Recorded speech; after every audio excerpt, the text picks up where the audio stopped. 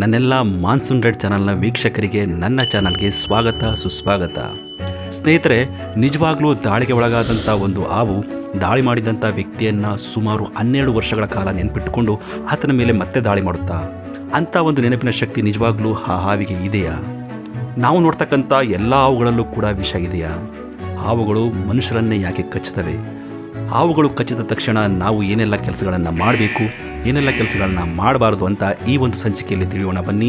ಅದಕ್ಕಿಂತ ಮೊದಲು ನೀವಿನ್ನೂ ನಮ್ಮ ಚಾನಲ್ಗೆ ಸಬ್ಸ್ಕ್ರೈಬ್ ಆಗಿಲ್ಲ ಅಂದರೆ ಈಗಲೇ ಚಾನಲ್ನ ಸಬ್ಸ್ಕ್ರೈಬ್ ಮಾಡ್ಕೊಳ್ಳಿ. ಹಾಗೆ ಪಕ್ಕದಲ್ಲಿ ಕಾಣ್ತಕ್ಕಂಥ ಬೆಲ್ ಬಟನ್ನ ಕ್ಲಿಕ್ ಮಾಡಿ.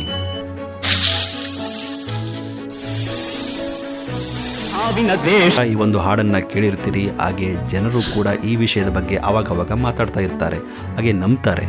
ನಿಜವಾಗ್ಲೂ ದಾಳಿಗೆ ಒಳಗಾದಂಥ ಒಂದು ಹಾವು 12 ವರ್ಷದವರೆಗೆ ಈ ವ್ಯಕ್ತಿನೇ ನನ್ನನ್ನು ತುಳಿದಿದ್ದು, ಈ ವ್ಯಕ್ತಿನೇ ನನ್ನ ಮೇಲೆ ದಾಳಿ ಮಾಡಿದ್ದು ಅಂತ ನೆನ್ಪಿಟ್ಕೋಬೇಕು ಅಂತಂದರೆ ಆ ಒಂದು ಹಾವಿಗೆ ಮನುಷ್ಯನ ತರಹದ್ದೇ ಒಂದು ಮೆದುಳಿನ ವ್ಯವಸ್ಥೆ ಇರಬೇಕಾಗುತ್ತೆ.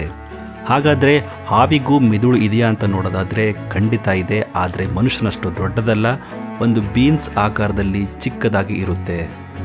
ಹಾಗಾಗಿ ಹಾವುಗಳಿಗೆ ಮನುಷ್ಯರ ಹಾಗೆ 100 ವರ್ಷ ದ್ವೇಷ ಸಾಧಿಸುವಷ್ಟು ನೆನಪಿನ ಶಕ್ತಿ ಇಲ್ಲದಿದ್ದರೂ ಕೂಡ ಅವುಗಳಿಗೆ ವಾಸನೆಯನ್ನು ಗ್ರಹಿಸುವ ಮುಖಾಂತರ ತಾವು ವಾಸ ಮಾಡೋ ಪರಿಸರದಲ್ಲಿರುವ ವ್ಯಕ್ತಿಗಳನ್ನು ಮತ್ತು ವಸ್ತುಗಳನ್ನು ತುಂಬ ಚೆನ್ನಾಗಿ ನೆನಪಿಟ್ಕೊಳ್ತವೆ.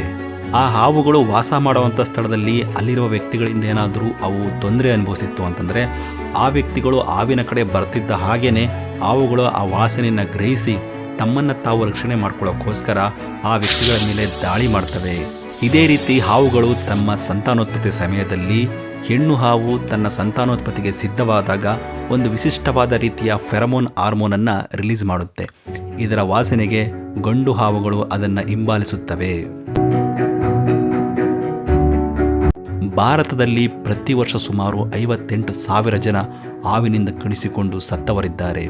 ಇದನ್ನು ಇಡೀ ವಿಶ್ವಕ್ಕೆ ಹೋಲಿಸಿದರೆ ಇದರ ಪ್ರಮಾಣ ಭಾರತದಲ್ಲೇ ಅತಿ ಹೆಚ್ಚು. ಹಾವುಗಳು ಕಚ್ಚಿದ ಭಾಗದಲ್ಲಿ ಕೆಂಪಾಗುತ್ತೆ ಮತ್ತು ನೋವಿರುತ್ತೆ. ನಂತರ ವಾಂತಿ ಬರೋದು, ಬಾಯಲ್ಲಿ ಜೊಲ್ಲು ನೊರೆ ಬರೋದು, ಮಾತನಾಡೋಕ್ಕೆ ಕಷ್ಟ ಆಗೋದು, ಬೆವರೋದು, ದೃಷ್ಟಿ ಮಂಕಾಗೋದು, ಉಸಿರಾಟದ ಸಮಸ್ಯೆಯ ಜೊತೆಗೆ ಚಿಕಿತ್ಸೆ ಕೊಡಿಸೋದು ಸ್ವಲ್ಪ ತಡ ಆದರೂ ಕೂಡ ಆತನ ಪ್ರಾಣನೇ ಹೋಗ್ಬೋದು. ಇನ್ನು ಕೆಲವು ಹಾವುಗಳು ಕಚ್ಚಿದರೆ ಕಚ್ಚಿದ ಆ ಭಾಗ ಕೊಳೆಯೋದ್ರಿಂದ ಆ ಅಂಗವನ್ನೇ ಕತ್ತರಿಸಿ ತೆಗೆಯಬೇಕಾಗುತ್ತೆ.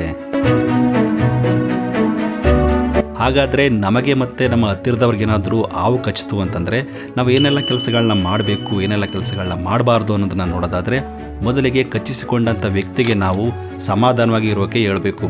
ಆತ ಏನಾದರೂ ಭಯಪಟ್ಟು ಗಾಬರಿ ಆಯಿತು ಅಂತಂದರೆ ಆತನ BP ಜಾಸ್ತಿ ಆಗುತ್ತೆ. ಆತನ BP ಜಾಸ್ತಿ ಆಯಿತು ಅಂತಂದರೆ ಆತನ ದೇಹದಲ್ಲಿ ರಕ್ತ ಸಂಚಾರ ಜಾಸ್ತಿ ಆಗುತ್ತೆ. ರಕ್ತ ಸಂಚಾರ ಜಾಸ್ತಿಯಾಗಿ ವಿಷ ದೇಹವನ್ನು ಬೇಗ ಸೇರೋಕೆ ಅವಕಾಶ ಇರುತ್ತೆ. ಆಮೇಲೆ ಆ ವ್ಯಕ್ತಿ ಹಾಕಿರ್ತಕ್ಕಂಥ ಬಿಗಿಯಾದ ಬಟ್ಟೆ, ಬೆಲ್ಟು, ವಾಚು, ಉಂಗುರ ಇವುಗಳನ್ನೆಲ್ಲ ತೆಗಿಬೇಕು. ಆಮೇಲೆ ಆ ವ್ಯಕ್ತಿ ಹೆಚ್ಚು ಓಡಾಡದೇ ಇರೋ ಹಾಗೆ ನೋಡ್ಕೋಬೇಕು. ಹೆಚ್ಚಾಗಿ ಹಾವು ಕಡ್ದಿರ್ತಕ್ಕಂಥ ಅಂಗ ಆ ಜಾಗವನ್ನು ಹೆಚ್ಚು ಅಲುಗಾಡ್ದಂಗೆ ನೋಡ್ಕೋಬೇಕು. ಆಮೇಲೆ ಹಳೆ ಕಾಲದ ಪದ್ಧತಿಯಲ್ಲಿ ಮಾಡೋ ಹಾಗೆ ಬಿಗಿಯಾದ ಬಟ್ಟೆಯನ್ನು ಕಾಲಕ್ಕೆ ಕಟ್ಟಬಾರ್ದು. ಆಮೇಲೆ ಬ್ಲೇಡಿನಿಂದ ಪ್ಲಸ್ ಆಕಾರದಲ್ಲಿ ಅಥವಾ ಬೇರೆ ಬೇರೆ ಆಕಾರದಲ್ಲಿ ಕೆಟ್ಟ ರಕ್ತ ಹೋಗಲಿ ಅಂತ ಗಾಯವನ್ನು ಕೊಯ್ಯಬಾರ್ದು. ಆಮೇಲೆ ಈ ಫಿಲ್ಮ್ಗಳಲ್ಲಿ ತೋರಿಸೋ ಹಾಗೆ ಬಾಯಲ್ಲಿ ಗಾಯವನ್ನು ಕಚ್ಚಿ ವಿಷ ತೆಗೆಯೋದಾಗಲಿ ಮಾಡಬಾರ್ದು. ಈ ರೀತಿ ಮಾಡೋದ್ರಿಂದ ನಿಮ್ಮ ಬಾಯಲ್ಲಿರ್ತಕ್ಕಂಥ ಬ್ಯಾಕ್ಟೀರಿಯಾಗಳು ಗಾಯ ಸೇರ್ತವೆ, ಗಾಯದಲ್ಲಿರ್ತಕ್ಕಂಥ ವಿಷ ನಿಮ್ಮ ಬಾಯಿಯನ್ನು ಸೇರುತ್ತೆ. ಹಾಗಾಗಿ ಈ ರೀತಿಯ ಕೆಲಸಗಳನ್ನು ನೀವು ಮಾಡಬಾರ್ದು. ಆಮೇಲೆ ನಾಟಿ ವೈದ್ಯರ ಬಳಿ ಹೋಗಬಾರ್ದು. ಯಾಕಂದರೆ ಕೆಲವೊಮ್ಮೆ ವಿಷ ಕಡಿಮೆ ಇದ್ದಾಗ ನಾಟಿ ಔಷಧಿ ತಗೊಂಡು ಬದುಕಿರೋರು ಇದ್ದಾರೆ. ಇನ್ ಕೇಸ್ ವಿಷ ಜಾಸ್ತಿ ಇತ್ತು ಅಂತಂದಾಗ ನಾಟಿ ಔಷಧಿಗಳು ಕೆಲಸ ಮಾಡೋದಿಲ್ಲ. ಇನ್ನು ಕೊನೆಯದಾಗಿ ನಿಮಗೆ ಕಚ್ಚಿದ ಹಾವನ್ನು ಹಿಡಿಯೋದಕ್ಕೋಸ್ಕರ ಮತ್ತು ಅದನ್ನು ಸಾಯಿಸೋದಕ್ಕೋಸ್ಕರ ನಿಮ್ಮ ಜೀವದ ಅಮೂಲ್ಯ ಸಮಯವನ್ನು ಅಲ್ಲಿ ವ್ಯರ್ಥ ಮಾಡಬಾರ್ದು. ಆದಷ್ಟು ಬೇಗ ಆಸ್ಪತ್ರೆಗೆ ಹೋಗಬೇಕು. ಇವಾಗ ನಮ್ಮ ಸುತ್ತಮುತ್ತ ಇರತಕ್ಕಂಥ ಹಾವುಗಳ ಬಗ್ಗೆ ತಿಳ್ಕೊಳ್ಳೋಣ. ಅದರಲ್ಲಿ ಯಾವುದರಲ್ಲಿ ಅತಿ ಹೆಚ್ಚು ವಿಷ ಇದೆ, ಯಾವುದರಲ್ಲಿ ಕಡಿಮೆ ವಿಷ ಇದೆ ಅನ್ನೋದ್ರ ಬಗ್ಗೆ ತಿಳ್ಕೊಳ್ಳೋಣ. ಅವುಗಳಲ್ಲಿ ಮೊದಲಿಗೆ ಬರೋದು ಕಾಳಿಂಗ ಸರ್ಪ. ಈ ಒಂದು ಹಾವು ಸುಮಾರು 5ರಿಂದ 6 ಮೀಟರ್ವರೆಗೂ ಉದ್ದ ಇರುತ್ತೆ. ಇದು ಒಮ್ಮೆ ಮನುಷ್ಯನಿಗೆ ಕಚ್ಚಿತು ಅಂತಂದರೆ ಸುಮಾರು 500 ml ಇಂದ 600 ml ವಿಷ ಒಂದೇ ಬಾರಿ ಮನುಷ್ಯನ ದೇಹ ಸೇರುತ್ತೆ. ಇಷ್ಟು ವಿಷ ಒಮ್ಮೆ ಮನುಷ್ಯನ ದೇಹ ಸೇರಿದ್ರೆ ಆ ವ್ಯಕ್ತಿ ಸ್ಥಳದಲ್ಲೇ ಸಾವನ್ನಪ್ಪುವ ಅವಕಾಶ ತುಂಬ ಇರುತ್ತೆ. ಇನ್ನು ಮುಂದಿನದು ನಾಗರ ಹಾವು. ಇದರ ಹೆಸರನ್ನು ಕೇಳಿದ್ರೆ ಮನುಷ್ಯರಿಗೆ ಭಯ ಶುರುವಾಗುತ್ತೆ. ಯಾಕಂದರೆ ಒಮ್ಮೆ ಇದು ಸಿಟ್ಟಿನಲ್ಲಿ ತನ್ನ ಹೆಡೆಯನ್ನು ಬಿಚ್ಚಿ ಬುಸುಗುಟ್ಟಿದರೆ ಸಾಕು, ಮನುಷ್ಯನ ಎದೆಯಲ್ಲಿ ನಡುಕ ಶುರುವಾಗುತ್ತೆ. ಇದರ ವಿಶೇಷ ಗುರುತು ಅಂದರೆ ಇದರ ಎಡೆಯ ಹಿಂಭಾಗದಲ್ಲಿ ಕನ್ನಡಕದ ಹಾಗೆ ಒಂದು ಗುರುತು ಇದೆ. ಇದರ ಇನ್ನೊಂದು ಅಚ್ಚರಿಯ ವಿಷಯ ಏನಪ್ಪ ಅಂತಂದರೆ ಆಗ ತಾನೇ ಹುಟ್ಟಿದ ನಾಗರ ಹಾವಿನ ಮರಿಯಲ್ಲೂ ಸಹ ವಿಷ ಇರುತ್ತೆ. ಈ ನಾಗರ ಹಾವಿಗೆ ಯಾರಾದರೂ ತೊಂದರೆ ಕೊಟ್ಟರೆ ಅದು ತನ್ನ ರಕ್ಷಣೆ ಮಾಡ್ಕೊಳ್ಳೋಕ್ಕೋಸ್ಕರ ತನ್ನ ಎಡೆಯನ್ನು ಬಿಚ್ಚಿ ಹುಸುಗುಡುತ್ತಾ ಆ ವ್ಯಕ್ತಿಗೆ ಕಚ್ಚುತ್ತದೆ. ಆ ಕಚ್ಚಿದ ಜಾಗದಲ್ಲಿ ಅತಿಯಾಗಿ ಉರಿ ಇರುತ್ತೆ. ಕಚ್ಚಿದ 30ರಿಂದ 50 ನಿಮಿಷಗಳಲ್ಲಿ ಆತನಿಗೆ ಬಾಯಿಯಲ್ಲಿ ಜೊಲ್ಲು ನೊರೆಯಾಗಿ ಆಚೆ ಬಂದು ಮಾತುಗಳು ತೊದಲುತ್ತವೆ. ನಂತರ ಉಸಿರಾಟ ಮತ್ತು ಹೃದಯ ಬಡಿತ ನಿಂತು ಆತನಿಗೆ ಸಾವು ಸಂಭವಿಸುತ್ತದೆ. ಹಾಗಾಗಿ ಆದಷ್ಟು ಬೇಗ ಆತನಿಗೆ ಆಂಟಿಸ್ನೇಕ್ ವೀನಮ್ ಅಥವಾ ಪ್ರತಿರಕ್ಷಣಾ ವಿಷವನ್ನು ಕೊಡಿಸೋದರ ಮುಖಾಂತರ ಆತನ ಜೀವವನ್ನು ಉಳಿಸಬಹುದು.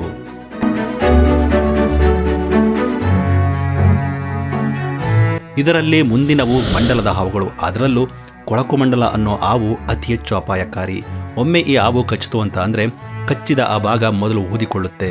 ನಂತರ ಅದರ ಸುತ್ತ ಗುಳ್ಳೆಗಳು ಕಾಣಿಸ್ಕೊಳ್ತವೆ. ಆಮೇಲೆ ಕಚ್ಚಿದ ಆ ಭಾಗ ಕ್ರಮೇಣ ಜೀವ ಕಳೆದುಕೊಂಡು ಕೊಳೆಯೋಕೆ ಶುರುವಾಗುತ್ತೆ.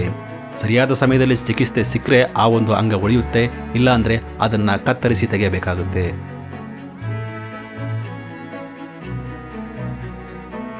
ಇನ್ನು ಕೊನೆಯ ಹಾವಿನ ವಿಚಾರಕ್ಕೆ ಬರೋದಾದರೆ ಅವು ಕೇರೆ ಹಾವುಗಳು.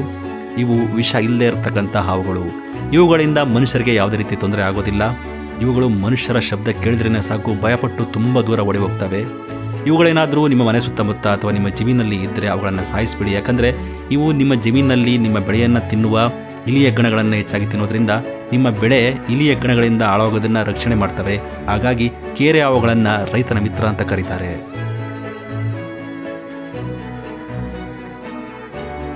ಈಗ ನಾವೆಲ್ಲರೂ ಮಾಡಬೇಕಾದ ಒಂದು ಮುಖ್ಯವಾದ ಕೆಲಸ ಏನಪ್ಪ ಅಂತಂದರೆ ನಾವೆಲ್ಲರೂ ನಮ್ಮ ಸುತ್ತಮುತ್ತಲು ಇರತಕ್ಕಂಥ ಹತ್ತಿರದ ಆಸ್ಪತ್ರೆಗಳಿಗೆ ಭೇಟಿ ಕೊಟ್ಟು ಅಲ್ಲಿ ಹಾವಿನ ಕಡಿತಕ್ಕೆ ಔಷಧಿ ಇದೆಯಾ ಇಲ್ವೋ ಅನ್ನೋದನ್ನು ಕನ್ಫರ್ಮ್ ಮಾಡ್ಕೋಬೇಕು. ಈಗಂತೂ ಬಹುಪಾಲು ಸರ್ಕಾರಿ ಆಸ್ಪತ್ರೆಗಳಲ್ಲಿ ಹಾವಿನ ಕಡಿತಕ್ಕೆ ಔಷಧಿ ಸಿಗ್ತಾ ಇದೆ.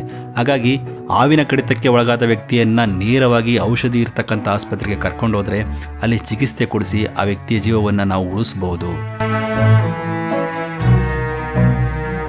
ಇನ್ನು ಕೊನೆಯದಾಗಿ ನಾನು ನಿಮ್ಮಲ್ಲಿ ಕೇಳ್ಕೊಳ್ಳೋದೇನಪ್ಪ ಅಂತಂದರೆ ಈ ಭೂಮಿಯಲ್ಲಿ ಮನುಷ್ಯರಂತೆ ಎಲ್ಲ ಜೀವಿಗಳಿಗೂ ಸಹ ಜೀವಿಸುವಂಥ ಹಕ್ಕಿದೆ. ಹಾವುಗಳಿಗೆ ತೊಂದರೆ ಆದಾಗ ಹಾವುಗಳು ತಮ್ಮನ್ನು ತಾವು ರಕ್ಷಣೆ ಮಾಡ್ಕೊಳ್ಳೋಕ್ಕೋಸ್ಕರ ಮನುಷ್ಯರನ್ನು ಕಚ್ಚುತ್ತವೆ ವಿನಃ ಅವುಗಳಿಗೆ ಯಾವುದೇ ರೀತಿಯ ವೈಯಕ್ತಿಕ ದ್ವೇಷ ಇರೋದಿಲ್ಲ. ಕಚ್ಚೋದು ಅವುಗಳ ಗುಣ. ಹಾಗಾಗಿ ಯಾರು ಕೂಡ ಹಾವುಗಳನ್ನು ಸಾಯಿಸಬೇಡಿ. ಹೀಗೆ ಅವುಗಳನ್ನು ಸಾಯಿಸ್ತಾ ಹೋದರೆ ಪ್ರಕೃತಿಯಲ್ಲಿ ಒಂದಿನ ಅಸಮತೋಲನ ಉಂಟಾಗುತ್ತೆ. ಅದು ನಮ್ಮಗಳ ಮೇಲೂ ಪ್ರಭಾವ ಬೀರುತ್ತೆ ಅಂತ ಹೇಳ್ತಾ ಈ ಒಂದು ವಿಡಿಯೋನ ಇಲ್ಲಿಗೆ ಮುಗಿಸ್ತಾ ಇದ್ದೀನಿ. ವಿಡಿಯೋ ಇಷ್ಟ ಆಯಿತು ಅಂತಂದರೆ ವಿಡಿಯೋಗೊಂದು ಲೈಕ್ ಕೊಡಿ, ಕಮೆಂಟ್ ಮಾಡಿ, ಹಾಗೆ ನಿಮ್ಮ ಫ್ರೆಂಡ್ಸ್ಗಳಿಗೂ ಕೂಡ ಶೇರ್ ಮಾಡಿ ಅಂತ ಹೇಳ್ತಾ ಈ ಒಂದು ವಿಡಿಯೋನ ಇಲ್ಲಿಗೆ ಮುಗಿಸ್ತಾ ಇದ್ದೀನಿ. ಮುಂದಿನ ಬಾರಿ ಮತ್ತೊಂದು ವಿಡಿಯೋದೊಂದಿಗೆ ನಾನು ನಿಮ್ಮ ಮುಂದೆ ಹಾಜರಾಗ್ತೀನಿ. ಅಲ್ಲಿಯವರೆಗೂ ಕಾಯ್ತಾ ಇರಿ. ಧನ್ಯವಾದಗಳು.